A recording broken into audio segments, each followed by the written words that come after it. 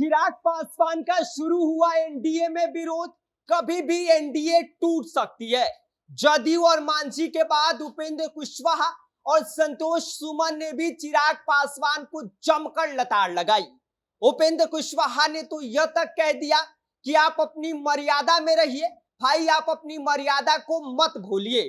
तो वहीं संतोष सुमन ने भी चिराग पासवान को गठबंधन धर्म पालन को लेकर नसीहत दे दी। पूरी खबर आगे हम आपको बताएंगे, लेकिन उससे पहले मेरा परिचय जान लीजिए। मेरा नाम विष्णु है और आप देख रहे हैं जनता जंक्शन। बिहार की राजनीति इन दिनों गरमाई हुई है। एनडीए गठबंधन में सब कुछ ठीक नहीं दिखाई दे रहा है।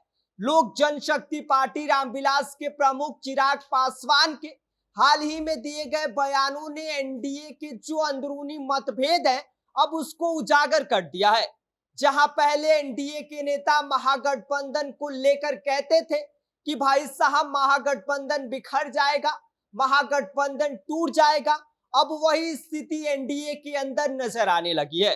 चिराग पासवान के द्वारा अपने ही महागठबंधन के खिलाफ लगातार बयान देना और उनके उन बयानों से ऐसा साफ लगने लगा है कि बिहार विधानसभा चुनाव 2025 से पहले एनडीए में कभी भी दरार आ सकती है।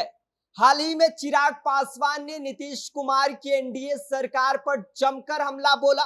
नीतीश कुमार की सरकार में कानून व्यवस्था ठीक नहीं है, यह बात चिराग पासवान ने कही। चिराग पासवान ने आगे कहा कि भैया मुझे तो अफसोस है कि मैं ऐसी सरकार का समर्थन कर रहा हूं। जिसके बाद चिराग पासवान का एक और बयान आता है जिसमें वो कहते हैं कि एनडीए में सब कुछ मेरे साथ ठीक चल रहा है। लेकिन चिराग पासवान के इस ठीक ठाक वाले बयान के बाद उनके सहयोगी दल इस बात को मानने को तैयार नहीं है, क्योंकि चिराग पासवान जिस तरह से बयान दे रहे हैं उस हिसाब से भाई साहब बस यही लग रहा है कि एनडीए में कभी भी दरार पड़ सकती है। एनडीए के दो बड़े नेता हैं उपेंद्र कुशवाहा और संतोष सुमन। अब चिराग पासवान को वो दोनों लोग सलाह देने लगे हैं। दोनों ने कहा है कि महागठबंधन में रहकर उसकी जो मर्यादा है, अनुशासन है, उसका आप पालन करिए, यह बहुत जरूरी है।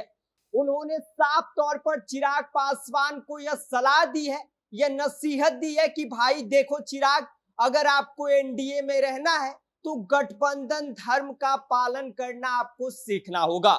उपेंद्र कुशवाहा जो राष्ट्रीय लोक मोर्चा के अध्यक्ष और राज्यसभा सांसद भी हैं, उपेंद्र कुशवाहा ने कहा कि ऐसे संवेदनशील मुद्दों पर नेता को सोच समझकर बोलना चाहिए। कब क्या बोलना होता है यह जरूरी है समझना। उपेंद्र कुशवाहा ने आगे कहा कि किसी भी बात को मीडिया में कहने से पहले उसे गठबंधन के अंदर फोरम में उठाना होता है। बार बार मीडिया के जरिए बयान देने से गठबंधन की एकता को नुकसान पहुंचता है। तो वहीं हम पार्टी के प्रमुख और बिहार सरकार में मंत्री संतोष कुमार सुमन ने भी ऐसा ही कुछ कहा है। उन्होंने चिराग पासवान को सीधे चेतावनी दे दी है और चेतावनी देते हुए संतोष कुमार सुमन ने कहा है कि भाई चिराग, आप हमारी बात को ध्यान से समझिए कि सरकार में आप हैं, ऐसे में सरकार के खिलाफ बोलना ठीक नहीं है। सरकार में रहते हुए नेताओं को अपनी जिम्मेदारी से बोलना चाहिए। अगर कोई घटना होती है तो हमें मुख्यमंत्री, डीजीपी या उससे संबंधित अधिकारियों से बात करनी चाहिए होती है, ना कि आप जाए डायरेक्ट मीडिया में और सीधे सरकार के खिलाफ ही बोलने लगे। उन्होंने यह भी कहा कि अगर हम कहते हैं कि हमें किसी घटना पर अफसोस है तो इसका यह संदेश जाता है कि हम सरकार से नाराज हैं, जबकि सच्चाई ये है कि सरकार काम कर रही है और हमें उसका समर्थन करना चाहिए।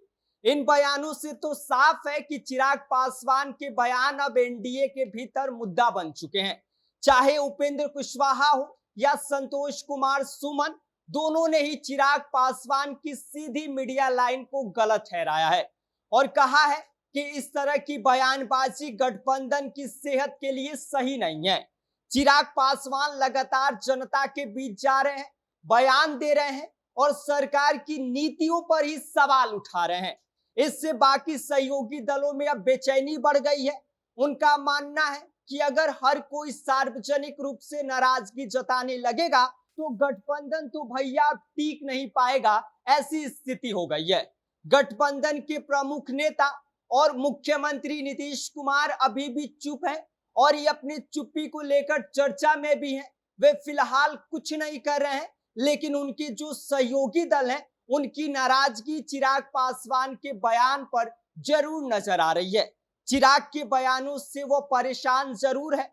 अब सवाल यह है कि क्या चिराग पासवान इन नसीहतों को गंभीरता से लेंगे या नहीं, कि क्या वह गठबंधन की गरिमा को बनाए रखेंगे या फिर अपनी राजनीतिक रणनीति के तहत आगे भी खुले बयान देते रहेंगे। अब यह देखने वाली बात होगी कि अब चिराग पासवान के तेवर बदलते हैं या नहीं, क्योंकि अगर इनके तेवर नहीं बदले तो इसका सीधा असर 2025 के बिहार विधानसभा चुनाव पर पड़ेगा। विपक्ष पहले से ही सरकार को घेरने की तैयारी में है और अगर एनडीए अंदर से कमजोर हुआ तो चुनाव में इसका बड़ा नुकसान हो सकता है। बिहार की राजनीति में इन दिनों बहुत हलचल है। एनडीए की एकता अब असली परीक्षा से गुजर रही है। अगर सभी दल मिलकर एकजुट नहीं हुए तो आने वाला समय उनके लिए मुश्किल भरा हो सकता है। ऐसे में चिराग पासवान को अब तय करना होगा कि उन्हें गठबंधन के साथ चलना है या फिर अपने अंदाज में अलग राह पकड़नी है।